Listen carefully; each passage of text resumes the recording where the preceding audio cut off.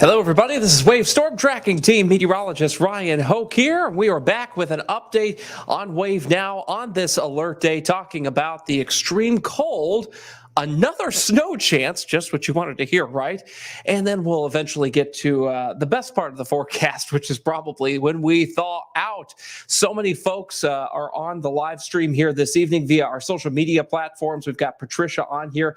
Good evening to you as well. We'll be displaying your comments here as the next, say, 30 to 45 minutes goes on. If you're on our Facebook, YouTube, or Twitter live streams, you'll be able to see these comments. If you're on our Wave Now live stream, you'll just be able to hear me read them to you.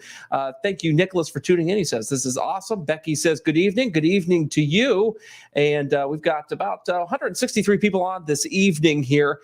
Everybody's trying to stay warm in what has been one of the nastiest turns of events in our weather here in quite some time, going from 49 degrees yesterday to 5 below zero this morning.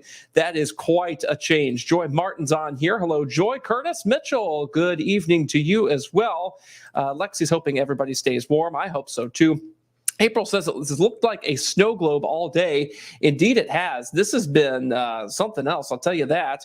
Let's see. Austin says, good morning. Feels like morning around here. We've all been kind of up at crazy parts of the night and the morning here as meteorologists here at Wave, because that's when the weather happened, was overnight. Let's see. Heather says her pups are all tucked in here.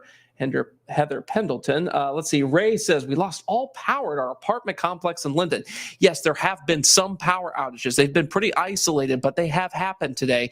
And every power outage in this situation is an emergency, because you can't really heat your home without power, right? Unless you've got a wood-burning stove, if you're lucky enough to have that. Lisa says hello, and we've also got Stephen here who says good evening. Good evening to you, Stephen. What I'm going to do here is we'll answer some weather questions here as we go along, but I also want to go through what we do going forward from here on this wave weather alert day. How do we get out of this cold? How cold will it get before that happens? And unfortunately, is this added bonus here that nobody wants, we've got another chance of accumulating snow on Monday, one that could trigger another wave weather alert day the way it's looking right now. Just want to pop this up there. Derek says it's disrespectful cold out. Yes, I think Tawana Andrew coined that. She said this morning it's disrespectfully cold, and indeed it is. Let's go through a little bit of weather here, and then I'll get to a few of your questions. Outside this evening, we do have the steam still coming off of the river. It is really hard to see because it's dark, but it's down here. You can kind of see it if you squint. What's happening here is the river water is like 40 degrees. The air temperature is still just a couple degrees above zero, so it creates that kind of steam fog that we see in this kind of situation. Got some like 1977, 1994 vibes with that kind of steam coming off the river when it's this cold. Our official high today was 7 degrees. That was just after midnight. We have not gotten above 2 degrees, though, this afternoon. And this morning we dropped to 5 degrees. That was not a record, by the way. I know that is shocking. The record was set back in 1989 of 8 degrees below zero for this date. Now, this was the coldest morning that we've had since 2015, so 7 years ago. And the wind chill this morning of 31 degrees below zero, one of the coldest that we've seen in December history here in Louisville. Let's talk snow first. I just updated this map with the latest from the National Weather Service here. This was how much snow we saw last night into early this morning. And you'll note that darker blue band, that 4 to 6 inch band that went all the way up to Cincinnati. We've got I-71 northbound closed at Gallatin County right now. That's a tough stretch of road, even on a dry day. But when you've got snow on the ground, when you've got ice, it is just awful. And so there's been some major issues up there. But you'll see they got 5.2 inches up in areas just south of Cincinnati in northern Kentucky there at the airport there, the Cincinnati airport. And then 4.7 in LaGrange, 4.1 in Scottsburg, Indiana. There are likely some unnamed 4 and 5 inch amounts in that blue. It's just more of a rural area. Hard to get good measurements too, just because the snow is blowing and drifting around. It's hard to get a good measurement with having to average like several locations, right? So likely Carrollton was closer to that 4, and some folks probably got around 5 inches eastern Jefferson County, Indiana towards Switzerland County. And of course, Owen County, Kentucky is in the mix up there as well. So that was this morning's snow. Let's talk about this morning's cold. We officially got down to 5 below zero here in Louisville. Some areas were 8 below below, 9 below. I mean, just on its own, that's enough for us to have a wave weather alert day. But you factored in the wind chill, and we were 30 to 1 below zero at one point at the Louisville Muhammad Ali International Airport. That's disrespectfully cold. That's crazy stuff. I mean, I've lived here all my life, and that does not happen often at all. This is one of those generational cold type of outbreaks here. And it was so cold this morning that Lisa sent in a photo of her doorknob. Now, this is an interior doorknob. It looks like her front door by the side light there that you can see in the distance. But that doorknob is iced over at the base. Metal's a great conductor, right? We know it conducts heat. We know it conducts electricity. So it conducted the lack thereof of heat. It conducted the cold from the outside into the inside and froze all the moisture in the air inside Lisa's house that came into contact with the doorknob there, creating kind of this rime ice. And we saw not only that photo come into us via the Wave Weather app, which, by the way, if you've got photos of something crazy like this in your house, upload it to the Wave Weather app using the Submit Your Photos button. That's how Lisa got hers on our live stream this evening and on TV. But you'll note, too, we had some crazy stuff happening up toward like Floyd's Knobs. We had a electrical outlet frozen over there. Again, this is interior from Yvonne McDonald up that way. In Grayson County, Cindy sent this in via the Wave Weather app here. The snow actually penetrated underneath the door seal because the wind was blowing so hard and started getting on her carpet. And then finally, Scott Edwards got into work this morning and found not only was like the back door to the business he works at frozen over, you can see the white around the edge of the door, but the snow actually blew in through that door seal as well. And you can actually see, if you look closely here, that the carpet, that entryway carpet is also wet. So the snow had actually melted because of the heating in the building too. Crazy, crazy pictures just like that coming in from a lot of wave country. Now let's talk about where the storm is now. This was one of the most dynamic storms that we have seen in quite some time. Just to give you an example of what happened today with it, New Hampshire had multiple severe thunderstorm warnings. Yes, thunderstorm warnings, I said there. It is now snowing in New Hampshire. And that all happened within about a 2-hour time span, going from severe thunderstorm warnings to snow.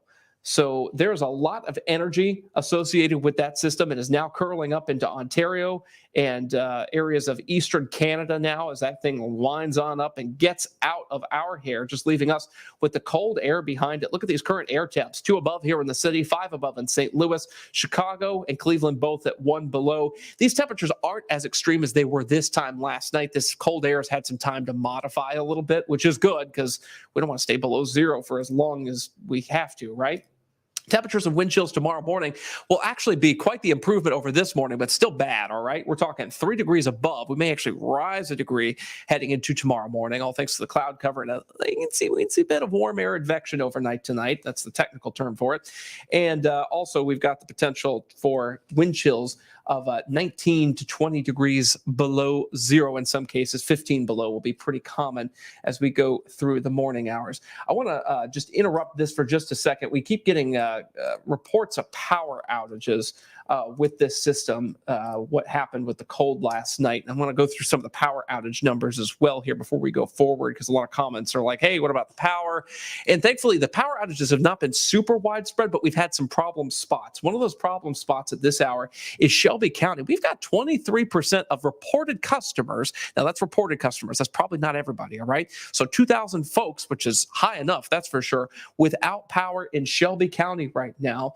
And, you know, some of that's due to the wind. Some of that's due to issues with equipment and cold. So there's multiple reasons here. This was not an ice storm. So we're not seeing ice storm level power outages. That's good. Count your blessings on that, all right? We look at Harrison County, 207 without power there. Let's go to Jefferson County. Right now, we've got 184 customers without power. I just got an alert on my phone, and that's part of the reason why we're talking about this. There was a Plantation power outage. The city of Plantation in northeast Jefferson County powers out across multiple homes in the Plantation neighborhood of northeast Jefferson County, northeast Louisville there. So I wanted to at least pass that along to you there. Bolton County, 253 customers without power. Let's talk about Meade for a second, 156 out. And then Grayson County, you guys have 89 customers without power. Can't forget Greene County at 159. And then finally, Marion at 60 customers. Now, just because your county is not illuminated doesn't mean there aren't power outages, but it means that the number of power outages does not exceed 1% of reported customers customers there. So it's not a super widespread outage if you do not have your county colored in a color there. We get back to the forecast here with Christmas Day, and you'll note that temperatures are going to start out at 9 degrees. That will be the coldest Christmas morning we've had since December of 2004. And that was just after that big December 22nd, 2004 snowstorm that many of us remember. I remember it very well, and it's ironic that yesterday was the 22nd, had a big winter storm. 2004, the 22nd, had a big winter storm. Of course, that one was a different beast with a lot more snow and sleet with it. This was more of a cold air situation with a bit of a freeze, with a flash freeze, I should say, and a little bit of snow. I want to take a couple of comments and questions here. Nesha says that the car was reading 0 all morning long. It was definitely fun to watch the temperature tick down on my car thermometer below 0 this morning. Maybe not so fun, but just interesting to say the least. Adrian says, thankful in Meade County that we have power. Hopefully everyone else will have it come back on soon. I certainly hope it does. My barber, Kayla Jo. Hello, Kayla Jo. No matter how cold it gets, nothing is as cool as Ryan Hoke. Thank you, Kayla Jo. You are so sweet. That's what I needed to get through a long day like this. You are too kind. Kayla's so funny. Love Kayla. I've known Kayla Jo since 2009, forever. Joan says, electricity is out in Shelby County. Clay Village, also Shelbyville, the Webmont subdivision. Yep, that lines exactly up with what we were seeing on our power outage map there, with several folks without power in that area. More than 20% of reported customers in Shelby County without power. Let's see. Linda's Newburgh driving to Shively. I'm sure that was interesting to say the least because of the snow that's still on some of the side roads essentially there. Braden asking a good question. Could the snow next week, meaning Monday here, trigger a winter weather advisory or winter storm warning? I think we're going to get in on an advisory level snow here again. I do think it will trigger an alert day as well. Not what anyone wanted to hear, including yours truly, but we got to get through it, right? So that's our job to make sure that you guys know what's coming your way. We're going to talk about the snow for Monday here in just a moment. Linda's asking, what does it look like for 3 p.m. Sunday? Questioning, do we have a family Christmas dinner? Thank you. You can see on your screen here, you'll be in the 20s, plenty of sun. I think the roads will improve considerably by Sunday. The main road should be fine by then, enough sunshine to help us out. You know, even if it's not above freezing, the sun helps heat the road up, and it helps to sublimate some of that snow on it. Gives, of course, the chance for the road crews to scrape more of that off the road as well, giving us the time between now and Sunday. So keep that in mind here. Heather is asking, oh dear, more snow. And yes, the answer is yes, more snow the way it looks right now. Are there any newer power outages in Jefferson County? What I just showed you is what we've got at the moment. Stephen asking a great segue question. When will it finally warm up? And the answer is Tuesday and beyond. That's when we get above freezing. So let's get back to the forecast here. I want to talk about the snow because that's what's on everybody's mind for next week. On Monday, we've got another chance of accumulating snow. This is a quick-moving clipper system. This is not the same kind of system we just had, all right? This is a different beast. This is more of a typical light snow situation. These systems move in from Alberta, Canada, hence why they're called Alberta clippers, and they spread these light snows through here, and typically they're moisture-starved because the area of moisture that accompanies them comes from the Pacific Ocean. And as these things move across the country, some of that moisture gets kind of leached out of it so that it's running out of moisture when it gets here. So it's not pulling moisture from the Gulf of Mexico like our last storm was. It's pulling it from the Pacific, so there's a lot less snowfall potential than even what we just had. Nonetheless, there is that potential for an inch or two of snow in some places. We'll identify the areas with the highest risk here in just a second, but let's talk about this potential with Futurecast. And you see that system moving in, compact little area of low pressure, diving through areas of northern Missouri. This is Monday at 8 a.m. and here comes the snow. Let us hope, keep your fingers crossed that we can get the snow in here after the morning commute so that folks can be at work, that the road crews can be working on things while everybody is at work. And then by the time you go home, things will be better. Temperatures will be in the upper 20s and lower 30s as this is happening. So this will be a treatable snow. Big difference here between snowing at like 8 degrees like last night and snowing at like 28, 29 degrees when road salt is effective. huge, monumental difference in how that's going to go. You'll note by 2 p.m. it's still snowing around here, and the hope is that we can get most of this out of here by Monday afternoon for the evening commute. It is still a little murky on that timing because look at the calendar, it's still Friday. We're talking about Monday. So we've got the whole weekend for the exact timing on this whole thing to evolve a little bit more. Snow cover potential, because of what I just mentioned with the moisture, will be highest to our north and west. You can kind of see the darker shade up across parts of southern Illinois and parts of central and southwestern Indiana. And this thing starts to run out of gas moisture-wise by the time it gets here. So again, that limits our snowfall potential. But I think we're going to be locked into a situation where we see an accumulating snow. It'll just be a small one as it looks right now. This is some behind-the-scenes information I'm about to show you here. These are forecast models that we do not show on TV here, just so you can get a sense of what the data I'm looking at this evening looks like for this snow for Monday. This is the GRAF model, GRAF. It's run by IBM. Yes, that IBM, the big computer giant from back in the 60s, 70s, 80s, and 90s. They now own weather graphic software that we use, and they give us this model that's actually been pretty good. It handled yesterday's snow in a pretty decent fashion, I think, given the uncertainty we had going into it. This thing gave us a little bit more certainty. You'll note that it has, again, a general 1 to 2 inch snow across our region. Nothing huge, all right? That is the key takeaway, is nothing huge. I want to show you another piece of data here. This is the NAM, the North American Mesoscale model run by the federal government. Some meteorologists like to call this not a model, NAM, just as a fun thing, because sometimes it can have trouble with things, but it has come very close into line with some of the other data we're seeing. A general 1 to 2 inch snow. It kind of leans more on the 2 inch than not, but you see the heavier snow totals are still to our west and northwest, so that lines up. The European model. A lot of meteorologists like this model. They call it the Euro for short. It's run by a consortium of European countries gathered together in an organization to predict weather for Europe and the entire world. And so this data is also in our system here. This usually handles things pretty well too. And you're seeing a general 1, possibly sub 1 inch snow, 2 inch snow in our area, higher totals again to our north and west. So the idea of the placement's pretty good. Then we've got the GFS model, which did not do very well with the snow we just had. So take this with a grain of salt. I think the amounts aren't too outlandish here. We're looking at like a 2 inch snow. It's got some 3 inch totals that I think are a little high. And it does show kind of a higher splotch to our north and west and it running out of moisture. So it's got the idea. It's just I think the totals are a little wacky on that. So we will keep that in mind and give you the latest on that snowfall forecast on Wave News at 11 with our map. So that's the snow for Monday. Let's talk about how we warm up next week in a big way. By New Year's, we are up to 60 degrees with a 40% chance of rain. Can you believe that? That is a huge difference from the weather that we've had over the past 12, 18 hours or so to see that kind of a monumental change. How do we get into that warmth? Well, it takes us into a rainy pattern that starts as early as Thursday with a couple of showers and Friday with at least a decent chance of some scattered showers. By Saturday, New Year's Eve itself, here comes the rain. This is the evening hours on Saturday here on Futurecast. Area of low pressure moves through. May hear some rumbles of thunder from this thing.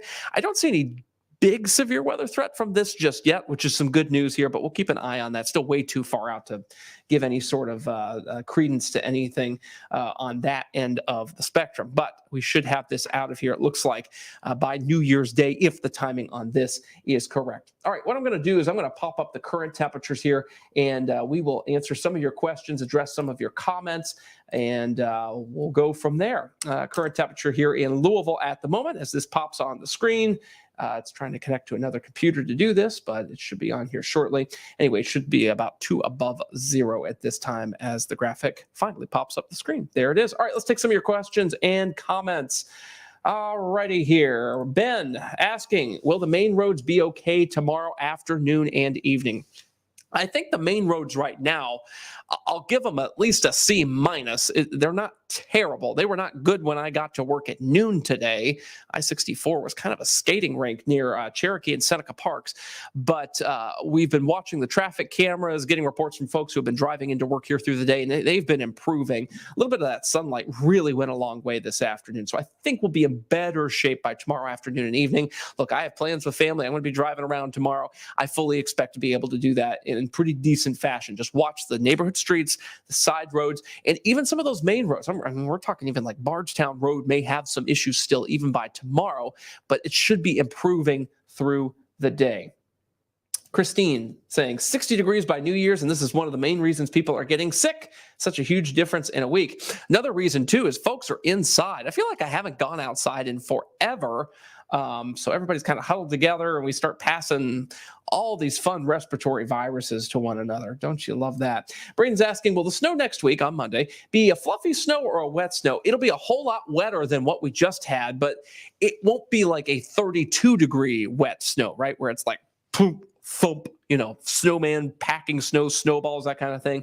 It'll be a little bit drier than that, but still, I think we're talking on the order of snowfall ratios, probably like a 12-to-1 ratio on the snow. 10-to-1, by the way, is kind of like that 32-degree snow threshold there, where you can convert a tenth of an inch of rain to, 1 inch of snow, that kind of thing. But you get the idea there. A little bit more powdery than a wet snow, but not quite as powdery as what we just had. Steven says 60 degrees. I can't wait. Hope it lasts more than a day. I hope it does too, but it looks like, we'll at least stay in a warm-ish pattern as we go through time here. It's not going to be super warm at this juncture. Let's go through some more of your comments here. Kimberly asking how the road's going to be in the morning, trying to decide if I should go to work tomorrow. Based on the progress that the road crews made today, especially with the interstates, I think things will be better, but it's still going to be hazardous, if that makes sense. So it's all about how comfortable you are. If you're comfortable driving on snow, I think tomorrow morning should be fine for you. If you're the type that doesn't like driving on snow and you don't like the uncertainty with it, that might be a problem for you. Troy is saying that Graymore Devondale's power is out. Yikes, that is not good. Multiple neighborhoods here in Jefferson County. I'm going to pop up the power outage map here if we can. Again, this is not going to be a huge power outage problem, but what we're going to notice is that these isolated power outages may stack up a bit tonight, more so than last night, just because the cold has been here for longer. So if there are equipment problems that are caused by the cold that the power companies may have, that may exacerbate things. One good thing here is that Shelby County, it looks like they've had some improvement here over the last few minutes since I last showed this map. They're now down to 56 customers out. So the good news is, with so few customers, relatively speaking, by the way, out, that the power companies will be able to get folks back online pretty quickly here. I know it's the holidays too, and that's tough on staffing, but I can guarantee they're working their hardest to get you folks back online.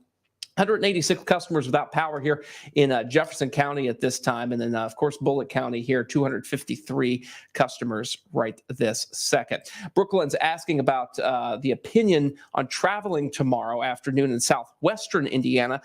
Southwest Indiana got hit pretty hard with snow, but they've had more time to recover than we have here. So I think you should be okay, but just keep in mind that once you get off the interstate or like a main highway, you may have some trouble with snow-covered roads in that area here. Christine saying that Dixie Highway was not bad between E-Town and Radcliffe this afternoon. Muldraugh Hill is decent. You should be okay. Yeah, that's pretty good advice there. If you've seen the roads and you've driven on them, please let us know if they're okay. Michaela saying, how bad is 71 right now? And at last check, 71 was closed in Gallatin County, northbound. Pretty dicey situation up there with a crash earlier today, and they've not been able to make much headway on that. One of our photographers was stuck in that traffic. Yikes. So not a good situation when folks are stuck for hours on end in temperatures like we have right now. Just don't want people to freeze to death in their cars. That's scary stuff, right? We'll go through some more of your comments and questions here. Barbara says Linden is out. That probably corresponds with the Graymore Devondale power outage that we were just talking about just a moment ago. Again, these are isolated power outages. Most folks have power right now. This is not an ice storm. This is more of a situation where we've had some gusty winds today, and it's knocking out power to some folks. You've also got cold weather equipment issues here and there. So it's just kind of a mix of things. It's not like the trees are all crashing down because of an ice accumulation. No, not even close.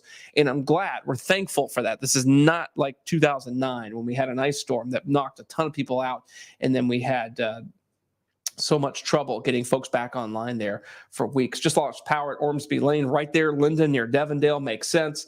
Let's see. If we can go back to some of our other questions here and comments. Kimberly says, it's so cold out. I got my heat on, 73, and it's still cold in the house. I ran into that this morning. I think we had it turned on 68. And before I left, I don't think I saw the thermostat, the actual air temperature, go above 66. It was close. Felt okay in some parts of the house, but there were definitely some cold spots. I think we're all figuring out very quickly where our bad doors, windows, and rooms are in our houses and apartments because of the extreme cold here. A lot of us we're not living in the place that we're living now. The last time it got like this cold, maybe back in 2015, or with the wind back in 1994. It's been a very long time since we've seen anything like this. Kimberly says, I know TARC is not running today, but anybody know when they will be running in the morning? I do not know that. We may have that answer on wave3.com. TARC may also have it on their website, which I believe is tarc.org, and you can see when they are running tomorrow. They stopped operations at 8 o'clock this evening. They were having equipment problems because of the cold, and they didn't want people literally freezing to death at these bus stops overnight. So they said, you know what? We're going to stop TARC service. We're going to get the buses repaired, and we're going to try again later, just so that people can be in their homes instead of waiting to go somewhere and then freezing. Christine says, what a time to find out you need new weather stripping on your front door. Yeah, we had some of these pictures that were just exceptional coming into our Wave Weather app, by the way. You can submit yours by tapping the Submit Your Photos button on the Wave Weather app. It's on the main screen. Just scroll down there. But we had some of these photos of like the snow coming through people's front door seals, the weather stripping you see like from Cindy and Grayson County, and then Scott Edwards at the business he works at. You see that not only is the door frame frozen because of the moisture in the air hitting how cold the door was and then like freezing into rime ice on top of it, but also the snow blowing in through under the weather stripping under the door and making that doormat wet and covered in snow. Something else, right? That's stuff we haven't seen here in quite some time here. Cynthia says, my daughter is stuck on Bluegrass Parkway. Any updates? Well, that is not a good thing. What we're going to do, Cynthia, for you is I'm going to pop up our traffic map here. We have traffic maps that can see all the way down to Bluegrass Parkway, and I also got a few traffic cameras that we can take down there. First off, I want to start with Louisville, then I'll get to Bluegrass Parkway there, I promise. But I just wanted to address a couple of crashes that we have right now. We've got one on the Snyder. It looks like it's northbound, left lane's blocked right near Shelbyville Road there. At this time, let's see what the second crash is, and that one appears to be that one is southbound on 841, which is the Gene Snyder there as you're getting through off the bridge, the Lewis and Clark, heading toward Prospect there. And that one looks like it is a right lane and right shoulder that are blocked at this time. Okay, so let's go back down to the Western Kentucky Parkway where I believe we've got the situation that Cynthia is asking about here. Let's see here. I'm not seeing any, at least in our counties, any orange on the map at this time, unless it's this here near Litchfield, which very well could be. Not a whole lot of folks are on the road this evening, so the sensors, the way that this map gets data is often from our phones, right? So if it doesn't see a bunch of phones with like Google Maps or something like that installed moving, then it's not really going to show us much information at all. So you can see there that we've got Western Kentucky Parkway, a little bit of yellow right there. If I query that, it might give us a little bit more information as to what's going on. But you see 42 miles per hour right now, Western Kentucky Parkway near Litchfield at this time. Might be a little closer to Clarkson. Perhaps you're having some of these issues. In fact, now that I'm zooming in, you can kind of see a little bit better. Might have found it right here. There's a bit of orange here. This is right at the Clarkson exit for the Western Kentucky Parkway, where we've got that slowdown there.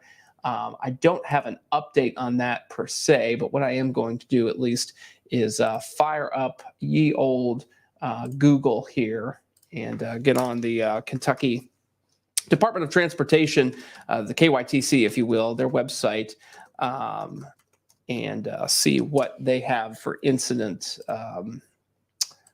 information there and see what we can see here on their traffic map.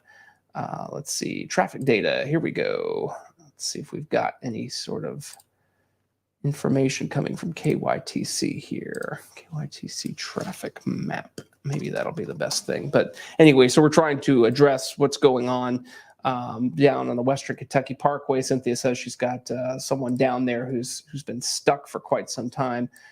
Let's see here, Kentucky traffic map cameras. Let's see if that gives us the website here.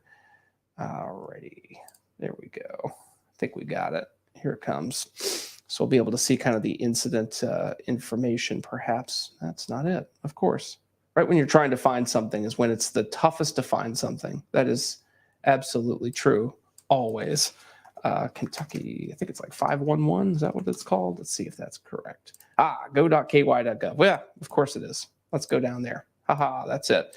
So let's see what's going on. So we've got several crashes down on I-65 at this time, one of which is pretty close to the Western Kentucky Parkway exit there in Hardin County. I'm going to zoom this to where that is. That perhaps could be the problem down that way that you're facing. Yeah, and you can see that's on, well, there's several crashes, one of which near Upton is at least on our map. You see that E-Town's kind of a mess on 65. At this point, I don't think I would advise travel on 65, the way this is looking from both the Kentucky Department or KYTC, Kentucky Transportation Cabinet, and of course, the maps that we've got here in our graphics system. Waze, which is a Google-owned mapping product that allows people to report crashes, has several crashes in that area near E-Town just before you get off on the Western Kentucky Parkway. And then, of course, we've got that reported crash near Upton. Again, this all looks to be at least on 65 southbound, the way things are angled there. And there is some pretty decent northbound traffic there, north of E-Town as well. So, again, travel not great on 65 near E-Town. Can't find the exact spot where there might be a problem on the Western Kentucky Parkway. No information from KYTC on that at this time, but that's something that we'll continue to monitor. And there's also a couple of crashes on the Bluegrass Parkway, by the way, near Bardstown. And you see those, once I get the right map here, you'll be able to see possibly, yeah, you can see the red on the map, the orange at least, near Bardstown. And that looks to be westbound where those crashes have occurred, causing some traffic slowdowns there just east of Bardstown. So that's kind of an update on the traffic situation that we have across Wave Country in the aftermath of what was a pretty decent winter weather system that moved through here. I'm going to put up the temperatures once again here. And actually, let's put up the wind chills, shall we? I think the wind chills will probably be the best thing to show you at the moment, once we can get those popped up here. And by the way, the wind chill advisory goes through tomorrow at 1 p.m. for those who are curious about that. Let's get back to some of your questions. Sorry for the deferral there, but I thought it was a good idea to at least go over some of the traffic problems that we've been having here. Cynthia says, thank you for checking that out. Really appreciate that. And she says she's chatting on, looks like the Waze app about that at this time here. Let's see. Stephen asks, the winds were so strong. How does the system rank with other snow events? Have the winds ever been that strong at 50 miles per hour? Yeah, this has happened before. We of course all think back to the 70s, 1977, 78. We had some, just knockout, drag out, blizzard type winter storms that moved through here in that era. We had 1994, of course, that dropped a ton of snow. I'm not so sure if the wind chills were as big of an issue back then, but I know the actual air temperatures were the record-breaking ones for the state of Kentucky and the city of Louisville. So this has happened before. It's just we haven't had snow with this kind of wind in quite some time. And I can almost safely say it's been decades because, I've lived here decades. And this is one of the very few instances where it's been like this. It's been crazy. Desi, we did go over some of those power outages. It's very isolated at this time. There's not been a huge number of power outages. Braden's asking, do you think there's an increased chance of any ice storms before the winter is over? And my answer to that is I hope not. Looking at the pattern through early January, it looks pretty warm. We shall see what the rest of winter looks like. We've been so buried in what happened last night and this morning that we don't want to kind of take our eye off the ball on that. So we'll start looking at more longer range data here once we get toward, kind of Monday and beyond here, once we get through this Monday system. Let's see here. What else do we got? Oh, we've got a traffic report here. Bluegrass Parkway, truck tipped over behind my house. Bloomfield, Bardstown exit. That is what we showed you on the traffic map. So that's exactly what happened there. Yikes! Not good not good news there, at least. Linda says, thanks for doing this. You're so welcome. Just want to keep this two-way sort of communication open. I know this is not the easiest thing to go through. We've got frozen pipes. Folks are, worried about their HVAC systems kind of going out. I have my own concerns about, things at home as well, because, we're all human. We all live here and we're going through this too.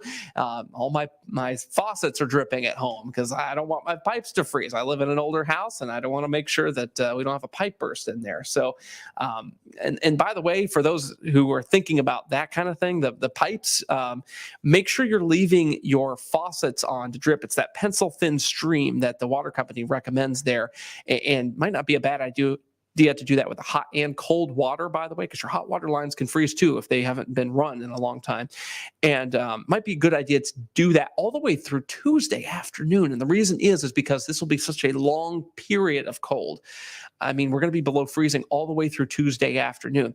And I have another concern too, going from 5 degrees below zero to 60 by New Year's Eve, that kind of a big swing, coming off of a big swing that we just had here, that can put a lot of stress on the water infrastructure. We're not talking just your water lines, but we're talking like the Louisville Water Company's infrastructure. It can cause those water mains, which in a lot of cases are pretty old, to kind of stretch and contract because they're made of metal, and metal kind of expands and contracts with heating and cooling cycles, and that can sometimes cause water main breaks. So we could possibly have that problem late next week. We will see just how that goes. Hopefully it'll be a slow enough rise that it won't be bad enough to do that.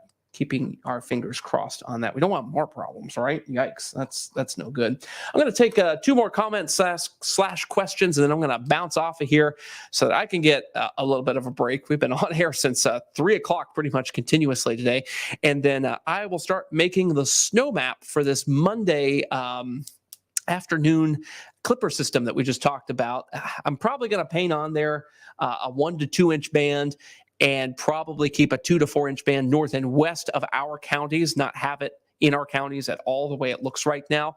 But I'll look at the new data that'll be coming in during the 9 and the 10 o'clock hour there, because we'll have some high-res data coming in too, which will be really good to see what that does and how that reacts to everything here. Christine asking another question. You've had a lot of good ones. How often should you start your car in the cold like this to keep the battery from draining? That's a good question. It depends on how old your battery is, how susceptible your car is to it. Everybody's car is different. Everybody's battery is different. If your battery is older than 3 years old, I would be starting that thing regularly if you don't have it in a garage. If it's less than 3 years old, if it's within warranty, you're probably a little less prone to that. I'm probably going to go start my car in the parking lot here shortly because I haven't done it since noon today. So probably should do that just to make sure. My battery's like I think it's 1 3 quarters old. So it's probably okay. But I remember having car battery problems a couple winters ago, and I do not want to go through that again. I know everybody here is probably the same way. All right, folks, I think that's going to do it for us this evening. Really appreciate you trusting us through this whole ordeal here. This will be the last of our regular Facebook Lives here through the Christmas weekend. But what we are going to do is, of course, on Monday, which may be an alert day because an advisory level snow, that 1 to 2 inches would be an alert day here. We will make sure that we keep you up to date on that through the weekend. It's going to be hard because folks are going to be not paying attention due to Christmas. So we'll try to reach you as best we can through the Wave Weather app, of course, on social media, our website, and TV when we are on, which is not all the time this weekend, but we're at least on, I believe, tomorrow morning, and we are on Sunday night. So we'll be able to at least hit you at both of those times. I do believe we do have a lot of newscast cancellations Sunday and Monday morning, or Saturday evening and Monday morning would be those times that we have some newscasts that may not be airing. But you get the idea there. Just make sure you're staying up with our digital products, our apps, our websites and stuff through the weekend, and joining us for that all-important newscast Sunday evening. That is Christmas Day night, as we start to really drill down on the timing and the impacts of this Monday storm, which again does not look like it's that big of a deal, but it's a 1 to 2 incher possibly. And that's enough to, cause some additional travel headaches, which we don't want. But here we are, right? This is definitely an active pattern to be in. We go from the cold back to the warm as we head through next week. That's it for me, guys. I will see you back here on Wave News at 11 tonight. And if I don't see you then, I will see you after Christmas. Have a fantastic Christmas weekend. Happy Hanukkah to all of those who celebrate. And of course, stay warm and stay safe in your homes this evening. Have a fantastic evening, everybody. And I'll see you back here tonight on Wave News at 11. Have a good one, everybody. We'll see you back here then. Good night.